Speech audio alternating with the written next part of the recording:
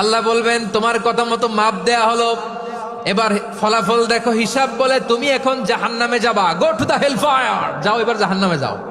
মাপ জোখে যখন আসছো আমার সাথে হিসাব ক্যালকুলেশন, যাও তুমি এবার জাহান্নামে যাবা।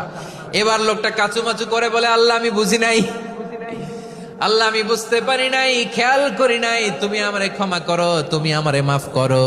ও আল্লাহ, এবার আমি টের পেয়েছি, এবার আমি বুঝতে পেরেছি তোমার দয়া ছাড়া দুনিয়ায় কেউ জান্নাতে যেতে পারবে না, কেউ পারবে না। আল্লাহ বললেন, ওরে গোলাম, তুই তো কিছুই ছিলি না, অস্তিত্বহীনতা থেকে তোরে অস্তিত্বে আনলো কে?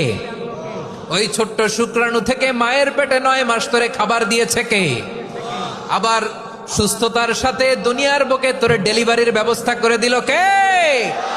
আবার তোর মায়ের বুকের ভেতরে 2টা খাবারের লাইনের ব্যবস্থা করে দিল কে? আবার তোকে শৈশব পেরিয়ে কৈশোর পেরিয়ে তারুণ্য, তারপরে যৌবন, এগুলো দান করলো কে? তার চেয়েও বড় কথা, পাহাড়ের মাঝখানে, সাগরের মাঝখানে 500 বছর ইবাদত করার শক্তি তোর গায়ে দিয়েছে কে? এই সাগরের মধ্যে লোনা পানি, লবণের পানি মুখে দেয়া যায় না, সেখান থেকে আমি পাহাড়ের ভেতর থেকে মিঠা পানির ব্যবস্থা করে দিলাম। ওই জায়গায় তোরে রিজিকের বন্দোবস্ত করলো কে?